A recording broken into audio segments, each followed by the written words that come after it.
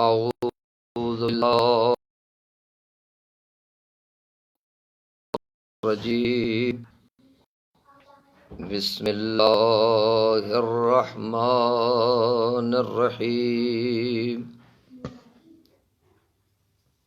الحمد لله رب العالمين الذي خلقنا لعبادته والذي جعلنا من المتمسكين بولاية مولانا أمير المؤمنين والذي جعلنا من الباكين في أداء المظلوم والحمد لله الذي جعلنا من المنتظرين لظهور حجته ثم الصلاة والسلام على أشرف الأنبياء والمرسلين حبيب إله العالمين الذي سمي في السماء بأحمد وفي الأرضين بأبي القاسم محمد اللهم صل على وعلى أهل بيته الطيبين الطاهرين المعصومين الذين أذهب الله عنهم الرجس وطهرهم تطهيرا ولعنة الله على أعدائهم أجمعين قال رسول الله صلى الله عليه وآله وسلم لأم المؤمنين خديجة الكبرى سلام الله عليها هذه صديقة أمتي اللهم صل على محمد وآل محمد وعجل فرجهم۔ تمام تعریفیں اس پروردگار کے لیے کہ جس نے ہمیں اپنی عبادت کے لیے خلق کیا، تمام تعریفیں اس پروردگار کے لیے کہ جس نے ہمیں مولائے کائنات حضرت علی ابن ابی طالب علیہ السلام کی ولایت سے متمسک کیا۔ تمام تعریفیں ہیں اس پروردگار کے لیے کہ جس نے ہمیں محمد و آل محمد علیہم السلام پر کیے گئے ظلم پر رونے والوں میں شمار کیا۔ تمام تعریفیں اس پروردگار کے لیے کہ جس نے ہمیں اپنے ولی کے ظہور کا انتظار کرنے والوں میں شامل کیا۔ مومنین کرام، آج 9 رمضان المبارک گزر گئی اور کل 10 رمضان المبارک کو ماہ مبارک رمضان کا پہلا عشرہ تمام ہو جائے گا۔ اور صحیح کہا ہے کسی نے کہ یہ اچھے دن، یہ اچھی گھڑیاں، یہ اچھے لمحے اتنی جلدی اور اتنی تیزی سے کیوں گزر جاتے ہیں۔ 10 رمضان المبارک کو حضرت ام المؤمنین خدیجۃ الکبریٰ سلام اللہ علیہا کی وفات کا روز ہے۔ سب سے پہلے تمام عالم ایمان اور عالم اسلام کو اور خصوص ولی عصر والزمان حضرت حجت ابن الحسن کی بارگاہ میں تعزیت پیش کرتے ہیں کہ 10 رمضان المبارک کو رسالت کا ساتھ دینے والی، اسلام کی بقا میں اپنا سب سے زیادہ حصہ شامل کرنے والی کا روز رحلت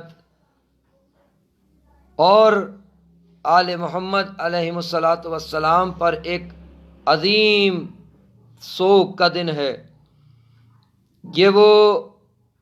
ہستی ہے کہ جس کے جانے پر اور اس کے جانے کے ساتھ ساتھ دوسرے محسن اسلام جناب حضرت ابو طالب علیہ الصلاۃ والسلام کے جانے پر کتنا بڑا خلا اسلام کی حمایت میں ہوا، اس کا اندازہ ہم اس بات سے لگا سکتے ہیں کہ ایک دن نہیں، ایک ہفتہ نہیں، ایک مہینہ نہیں، بلکہ رسول اللہ صلی اللہ علیہ وآلہ وسلم نے پورے ایک سال کو عام الحزن یعنی حزن کا سال قرار دیا، اور رسول اللہ صلی اللہ علیہ وآلہ وسلم کیا ایک سال عزاداری اور تعزیت کی سنت کو قائم کرنا بتا رہا ہے کہ جو محسن اسلام ہو اس کی عزا اور اس کا غم منانا رسول اللہ صلی اللہ علیہ وآلہ وسلم کی سنت پاک ہے۔ رسول اللہ صلی اللہ علیہ وآلہ وسلم نے عام الحزن، عام عربی میں سال کو کہتے ہیں، عام الحزن یعنی حزن کا، ملال کا سال قرار دیا کہ ایک سال حضرت ختمی مرتبت نے جناب خدیجہ سلام اللہ علیہا اور حضرت ابو طالب علیہ الصلاۃ والسلام کا غم منایا۔ لمبی چوڑی تقریر کا ارادہ نہیں ہے، فقط حضرت خدیجہ سلام اللہ علیہا کی عظمت اور ان کے فضائل کے سلسلے میں دو چار باتیں کر کر مصائب تک پہنچنے کی کوشش کرنا ہے۔ جس فقرے کو میں نے سرنامہ کلام قرار دیا، خود لسان وحی سے حضرت ختمی مرتبت کی زبان سے جاری ہونے والا یہ فقرہ کہ ختمی مرتبت فرماتے ہیں ہذہ صدیقہ، یہ صدیقہ ہے۔ جناب بی بی خدیجۃ الکبریٰ کے بارے میں حضرت ختمی مرتبت فرما رہے ہیں یہ صدیقہ ہے۔ ہذہ صدیقۃ امتی، یہ میری امت کی صدیقہ ہے۔ کون کہہ رہا ہے؟ وہ کہہ رہا ہے کہ جب آپ کی شان بیان کی جاتی ہے تو سب سے پہلے جس بات کا تذکرہ کیا جاتا ہے وہ لکھنے والا ہو، وہ کہنے والا ہو، وہ بولنے والا ہو، وہ نعت خواں ہو، وہ مفسر ہو، وہ محدث ہو، وہ مؤرخ ہو، جو بھی ہو، جب ختمی مرتبت کے فضائل میں اپنی زبان اپنا قلم چلاتا ہے تو کہتا ہے، جب زبان کھولتا ہے مدحت رسول میں تو کیا کہتا ہے کہ یہ وہ ہیں کہ جن کو کفار نے، جن کو اس بدترین معاشرے میں رہنے والوں نے صادق اور امین کہا۔ تو جس کو کفار اس کے کردار کی وجہ سے صادق کہیں، کفار کا کہنا کہاں، اور جس کو خدا نے اپنی لسان کہا، خدا نے جس کے نطق کو وحی سے جوڑا، خدا نے جس کے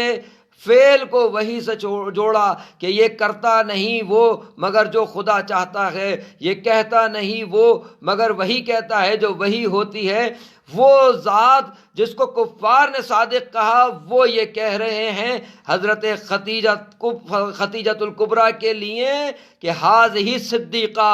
ہذہ صدیقۃ امتی، یہ میری امت کی صدیقہ ہے۔ اور رسول اللہ صلی اللہ علیہ وآلہ وسلم کے سامنے جب یہ کہا گیا کہ کب تک جناب صدیقہ کبریٰ حضرت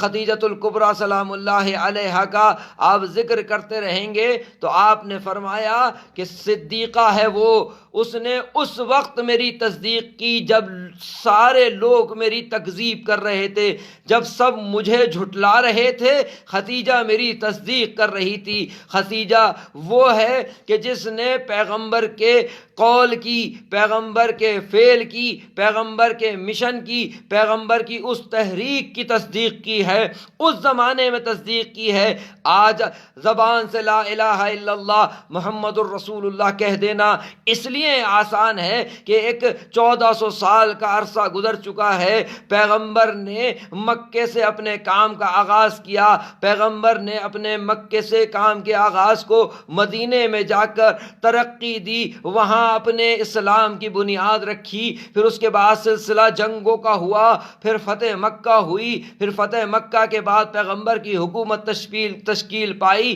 پیغمبر حاکم ہوئے، پیغمبر کے حاکم ہو جانے کے بعد، پیغمبر کی تحریک کے عروج پر آ جانے کے بعد اگر کوئی پیغمبر کی تصدیق کرے تو یہ بھی بڑی نعمت ہے، لیکن اس وقت جب پیغمبر مکے میں بیت الحرام میں، بیت اللہ میں اور مسجد الحرام میں پیغمبر جب نماز پڑھنے جاتے ہیں تو لوگ ان پیغمبر کو نماز پڑھنے نہیں دیتے، پیغمبر کی توہین کرتے ہیں، پیغمبر کی حرمت کو پامال کرتے ہیں وہ کفار۔ اس زمانے میں کہ جب پیغمبر 2 رکعت نماز پڑھنا پیغمبر کے لیے دشوار ہو، جب پیغمبر مکے کی گلی میں باہر آئیں تو کفار اپنے منحوس اور ملعون بچوں کو یہ کہیں کہ اس کو پتھر مارو، اس کی بات نہ سنو، اس کی کسی بات پر دھیان نہ دو۔ اس عالم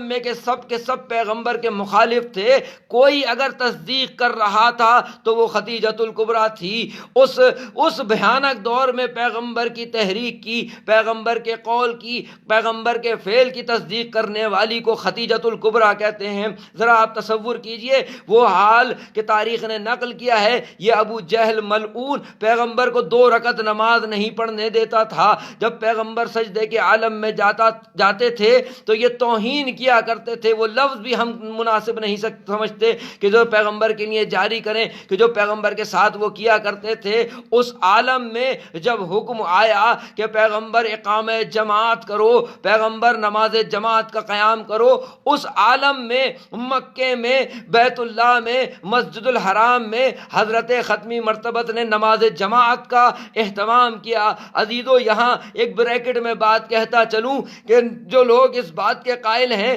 کہ خاتون مسجد میں کیسے جا سکتی ہے، خاتون مسجد میں نماز کیسے پڑھ سکتی ہے، ان کے لیے عرض کروں، انتہائی ادب اور احترام کے ساتھ عرض کروں، اسلام کی پہلی نماز جماعت جو رسول اللہ کی امامت میں ہونے جا رہی ہے، آپ کو معلوم ہے اس میں 50% خواتین کا مجمع ہے، 50% مرد حضرات ہیں۔ معلوم ہے آپ کو پیغمبر نماز پڑھنے والا کون؟ یا خدیجہ پیغمبر کے پیچھے نماز پڑھ رہی ہیں، یا امیر المؤمنین حضرت ختمی مرتبت کے پیچھے نماز پڑھ رہی ہیں۔ سوچئے ذرا کس قدر عجیب نماز جماعت ہے اور کتنی با کمال نماز جماعت ہے کہ جس میں امام جماعت ختمی مرتبت جیسی ذات ہو، جس میں نماز پڑھنے والا وہ ہو کہ جب حالت رکوع میں زکوٰۃ دے تو قرآن کی آیت اترے، پیغمبر کے بستر پہ سو جائے تو قرآن کی آیت اترے، جب ہر مرحلے پہ جس کے لیے قرآن لب کشا ہو رہا ہو وہ نماز پڑھنے والا، اور وہی نماز پڑھنے والا نہیں، خود وہ ذات جس کو خدیجۃ الکبریٰ کہتے ہیں، جس کے فعل کو، جس کے کام کو پروردگار نے اپنی جانب نسبت دیا ہے۔ پروردگار نے کہا کہ اے میرے حبیب ہم نے تمہیں یتیم پایا، ہم نے تمہاری پرورش کی، اے میرے حبیب ہم نے تمہیں تنگ دست پایا، ہم نے تمہیں غنی کر دیا۔ سورہ ضحیٰ میں پروردگار کہہ رہا ہے، یعنی جب پیغمبر یتیم تھے تو پروردگار کے اس نمائندے کی آخر کس نے تربیت کی تھی؟ اس کی یتیمی پر اس کے سر پر دست شفقت کس نے رکھا تھا؟ جس نے رکھا ہو تاریخ نے نقل کیا ہے، پیغمبر کو پتھر ماننے والوں کو بھی تاریخ نے نقل کیا ہے، اور پیغمبر کی تربیت کرنے والوں کو بھی قرآن نے نقل کیا ہے۔ وہ ذات جس کو علی کا باپ علی ابن ابی طالب کے والد گرامی حضرت ابو طالب کہتے ہیں، انہوں نے پیغمبر کی یتیمی میں پیغمبر کی پرورش کی ہے، اور وہ ذات جس نے پیغمبر کے دین کو جب وہ تندرست تھا اس کو غنی کیا ہے، اس کو خدیجۃ الکبریٰ کہتے ہیں۔ یہ 2 ذات ایسی عظیم ذات ہیں کہ جن کے کام کو خدا نے اپنی طرف نسبت دی ہے۔ سورہ ضحیٰ جا کے پڑھیں، اس کی آیات جا کے پڑھیں کہ جناب ابو طالب کا قصیدہ قرآن بیان کر رہا ہے، جناب خدیجہ کا قصیدہ قرآن بیان کر رہا ہے، تو کون ہے جو جناب خدیجہ سلام اللہ علیہا کے فضائل بیان کر سکتا چکا ہے۔ عزیزو، جناب خدیجہ کا عالم یہ ہے، 3 مقامات، میں آپ کو وقت ان 3 مقامات اور ایک لفظ شاید اور بیان کر پاؤں اور وقت تمام ہو جائے، کہ جناب خدیجہ سلام اللہ علیہ پر 3 مقامات ایسے ہیں کہ جن مقامات پر پروردگار کی جانب سے حضرت خدیجہ سلام اللہ علیہ پر سلام آیا ہے۔ ایک وقت وہ ہے جب پیغمبر کو یہ حکم ہوا کہ اب بعثت کا مرحلہ ہے، اب تم اعلان کرو لا الہ الا اللہ محمد الرسول اللہ کا اعلان کرو۔ پیغمبر صفا کی پہاڑی پر ہیں، کفار نے حملہ کیا ہے، جناب خدیجہ اپنے گھر میں ہیں۔ جب یہ اطلاع جناب خدیجہ تک پہنچتی ہے کہ پیغمبر پر کفار نے حملہ کیا ہے، جناب خدیجہ گھر سے باہر نکلتی ہیں، پیغمبر کا دفاع کرتی ہیں جا کر۔ یہ وہ وقت ہے کہ جب جناب جبرائیل خدا کی جانب سے حضرت خدیجہ کے لیے سلام لے کر آتے ہیں، اور کیوں نہ آئے، پیغمبر کا دفاع خدا کے دین کا دفاع ہے، پیغمبر کا دفاع قرآن کا دفاع ہے، اور جو خدا کے دین کا دفاع کرے، جو قرآن کا دفاع کرے، کیوں نہ پروردگار اس پر سلام جبرائیل کے ذریعے سے پہنچائے۔ یہ ایک مرحلہ ہے۔ دوسرا مرحلہ کون سا ہے؟ دوسرا مرحلہ وہ ہے کہ جب جناب خدیجہ سلام اللہ علیہ پر سلام آیا ہے، جبرائیل نے سلام بھیجا ہے، اللہ نے سلام بھیجا ہے۔ وہ کون سا مرحلہ ہے؟ تاریخ نے نقل کیا ہے، شیعہ کتابوں میں موجود ہے، سنی کتابوں میں موجود ہے، جب پیغمبر معراج سے پلٹ رہے ہیں، معراج پر جاتے وقت یہ واقعہ نہیں ہوا، اتنا توجہ طلب مسئلہ ہے، ذرا توجہ فرمائیں۔ جب پیغمبر معراج سے واپس آ رہے ہیں، جناب جبرائیل سے پیغمبر نے اپنی رحمت کا اظہار کرتے ہوئے فرمایا، کہا حل لکا من حاجت، اے جبرائیل کیا تمہیں کوئی حاجت ہے؟ اللہ اکبر۔ پیغمبر یہ وہ فرشتہ ہے جو قرآن لے کر نازل ہوتا ہے، یہ وہ ہے کہ جو مشکل کشائی کرتا ہے فرشتوں کی، یہ وہ ہے جو فرشتوں کا سردار ہے۔ آپ اس سے کہہ رہے ہیں کہ تمہیں کوئی حاجت ہو تو بیان کرو۔ ہاں، فرشتوں کی مشکل کشائی کرنا اور ہے، خود یہ فرشتے جب کسی مشکل میں گرفتار ہوتے ہیں تو کہیں اور نہیں جاتے، یہ اسی در پر آتے ہیں جو سارے کائنات کا مشکل کشا ہے، وہ دروازہ۔ پیغمبر نے کہا جبرائیل کیا تمہیں کوئی حاجت ہے؟ جناب جبرائیل نے معلوم ہے کیا کہا؟ جناب جبرائیل نے کہا کہ میری حاجتی ان تقرأ، اے اللہ کے رسول، میری حاجت یہ ہے کہ آپ میری جانب سے جناب خدیجہ سلام اللہ علیہ پر اور اللہ کی جانب سے جناب خدیجہ سلام اللہ علیہ پر سلام لے جائیے گا۔ جب آپ ان کے پاس پہنچیں تو میری حاجت یہ ہے کہ خدیجہ پر سلام کیجئے گا اور اللہ کی جانب سے سلام کیجئے گا۔ لگتا یہ ہے پیغمبر کا جناب جبرائیل سے یہ کہنا کہ کیا تم کو کوئی حاجت ہے، اور جناب جبرائیل کا یہ کہنا کہ میری حاجت یہ ہے کہ اللہ کی جانب سے اور میری جانب سے خدیجہ پر سلام پیش کیجئے گا۔ لگتا یہ ہے کہ پیغمبر اور جبرائیل اللہ کی جانب سے سب کو یہ سمجھانا چاہتے ہیں کہ کائنات میں زمین پر ایک ذات ایسی ہے جو فرشتوں کی بھی مشکل کشا ہے، جو فرشتوں کی بھی حاجتوں کو پورا کرنے والی ہے۔ جب یہ سلام جناب جبرائیل لے کر جناب خدیجہ کی خدمت میں آئے اور کہا کہ جبرائیل نے تم پر سلام پیش کیا ہے، تو جناب خدیجہ سلام اللہ علیہ نے فرمایا کہ هو السلام، اللہ خود سلام ہے، ومنہ السلام، اور سلامتی اس کی طرف سے ہے، وعلیہ السلام، اور ساری سلامتی اس کی جانب ہے، اور جبرائیل پر میرا سلام، یعنی یہ وہ ذات ہے کہ جس کے اوپر فرشتے اور خدا سلام پیش کرتے ہیں۔ عجیب ذات ہے جناب خدیجہ سلام اللہ علیہ کی، ہم نے ابھی کوئی رخ ایک بھی صحیح سے نہ پڑھا ہے، نہ سمجھا ہے، نہ سمجھایا ہے۔ ہمیں چاہیے کہ اس ذات کے سلسلے میں ریسرچ کریں، اس ذات کے سلسلے میں تحقیق کریں تاکہ بات کچھ واضح ہو سکے۔ میں آپ کی خدمت میں بس جلدی سے ایک بات کہہ کے اور بات کو تمام کروں۔ وہ بات یہ ہے کہ پیغمبر نے ان کو صدیقہ کہا، اور دوسرا لقب جو جناب خدیجہ سلام اللہ علیہ کا تاریخ میں نقل ہے، مورخ بیان کرتے ہیں، وہ کہتے ہیں کہ اس بدترین معاشرے میں، اس برے معاشرے میں جناب خدیجہ کو معلوم ہے جہاں عفت نام کی نہ ہو، جہاں خاتون کی حرمت نام کی نہ ہو، جہاں ناموس کی کوئی حیثیت نہ ہو، جہاں خاتون کی کوئی حیثیت نہ ہو، اس بھیانک ترین معاشرے میں کہ جس میں بچی اور خاتون اتنی بری تصور کی جائے کہ پیدا ہوتے ہی اسے زندہ درگور کر دیا جائے، اس معاشرے میں جناب خدیجہ کا جو لقب سب کی زباں پر تھا، زبا زد عام جو لقب جناب خدیجہ کا تھا وہ کون سا تھا؟ تاریخ کہتی ہے کہ اس بھیانک ترین عفت کے مخالف معاشرے میں جناب خدیجہ کو لوگ طاہرہ کہتے تھے۔ اس معاشرے میں جناب خدیجہ نے اپنے کردار کے ذریعے سے طاہرہ کا لقب اس برے ترین معاشرے سے اخذ کیا تھا، جیسے زوج جناب خدیجہ نے حضرت ختمی مرتبت نے اس جھوٹے معاشرے سے، اس خائن معاشرے سے صادق اور امین کا لقب لیا تھا،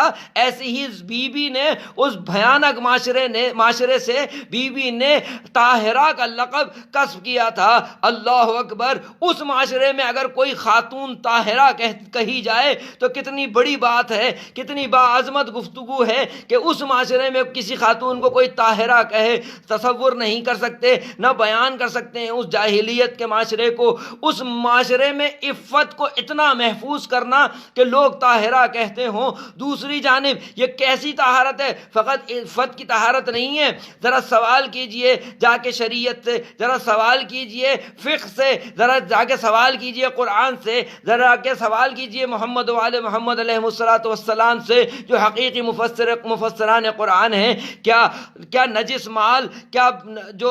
جائز مال نہ ہو، جو حرام مال ہو، اس کو خدا قبول کرتا ہے؟ کہا ہرگز خدا جائز مال کو صرف قبول کرتا ہے، ناجائز مال اور حرام مال کو خدا قبول نہیں کرتا۔ آپ سوچئے، ابھی تک آپ نے اور ہم نے یہ تو سنا تھا کہ جناب خدیجہ کا بہت مال تھا، اور یقیناً بہت مال تھا، اور ہمیں یہ بھی پتا ہے کہ جناب خدیجہ سلام اللہ علیہا نے اپنا سارا مال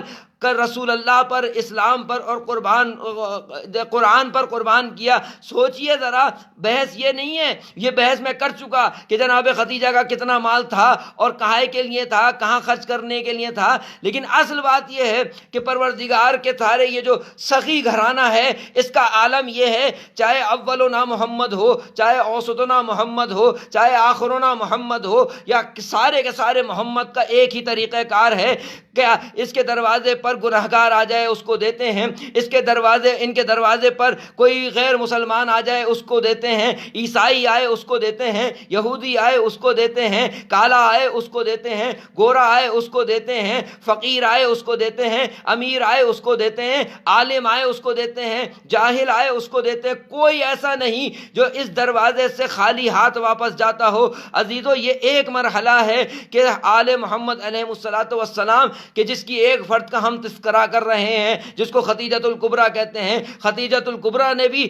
ہر ایک کو دیا، لیکن عزیزو لینے کے سلسلے میں آپ کو معلوم ہے، دینے کے سلسلے میں خدا بھی سخی ہے، ہر ایک کو دیتا ہے، ہارون کو بھی دیتا ہے، موسیٰ کے ساتھ موسیٰ کو بھی دیتا ہے، فرعون کو بھی دیتا ہے، ہارون کو بھی دیتا ہے، موسیٰ کو بھی دیتا ہے، شیطان کو بھی دیا خدا نے، اور رحمان کے نمائندوں کو بھی خدا نے دیا۔ خدا بھی سب کو دیتا ہے، یہ خدا کے نمائندے ہیں، یہ بھی سب کو دیتے ہیں۔ میری توجہ اس نتیجے پر ہونی چاہیے کہ لیکن دیتے سب کو ہیں، لیکن لیتے سب سے نہیں ہیں۔ لینے کا ایک فارمولہ ہے، وہ فارمولہ کیا ہے جو خدا نے دیا کہ انما یتقبل اللہ من المتقین، انما کے ذریعے سے قید لگا دی، اور شیعہ حضرات جو ولایت کو مانتے ہیں وہ انما کو خوب جانتے ہیں، وہ جو طہارت اہل بیت کو جانتے ہیں وہ خوب انما کے معنی کو جانتے ہیں کہ انما کہا ہے خدا نے کہ صرف اور صرف خدا اس سے قبول کرتا ہے جو متقی ہوتا ہے۔ تو اس کا مطلب یہ ہے کہ آل محمد دیتے سب کو ہیں،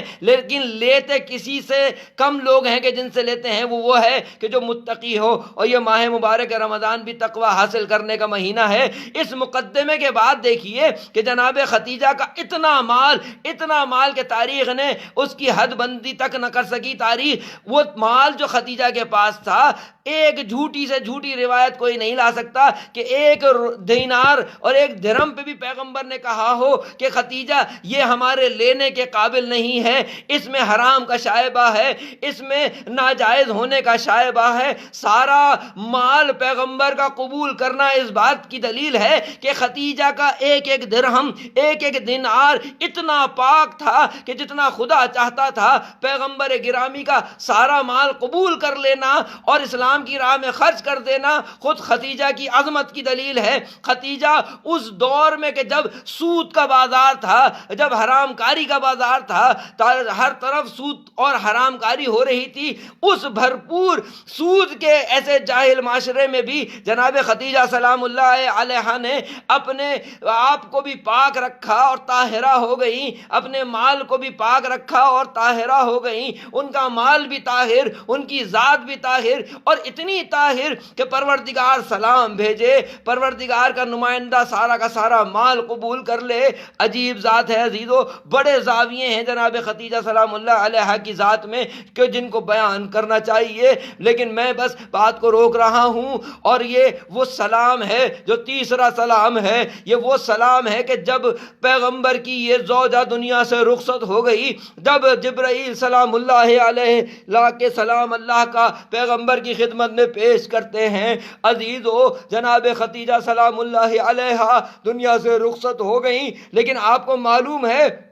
جاتے جاتے اس ذات نے، وہ ذات جس نے پیغمبر کو نہ جانے کتنا مال دیا، کتنی اپنے وجود کے ساتھ پیغمبر کی حمایت کی، لیکن کبھی پیغمبر سے کوئی تقاضا نہیں کیا، کبھی پیغمبر سے کوئی مطالبہ نہیں کیا، ایسی زوجہ کائنات میں نہ دیکھی اور نہ دیکھی جا سکے گی کہ جس نے اتنا کچھ دینے کے بعد بھی پیغمبر سے کبھی کوئی تقاضا نہیں کیا۔ ہاں، روایت میں ایک روایت ایسی ملتی ہے کہ جس میں 3 چیزیں جناب خدیجہ سلام اللہ علیہ نے جناب ختمی مرتبہ سے مانگی ہیں۔ وہ کیا 3 چیزیں ہیں؟ جناب ختمی مرتبہ سے جناب خدیجہ نے جو 3 چیزیں مانگی، ان میں پہلی چیز کہ میرے بعد استغفار کیجئے گا، میرے لیے استغفار کیجئے۔ اللہ اکبر! جناب خدیجہ جو ہم جیسے گناہگاروں کے لیے شافعِ محشر ہوں گی، وہ اپنے لیے کہہ رہی ہیں کہ رسول اللہ کے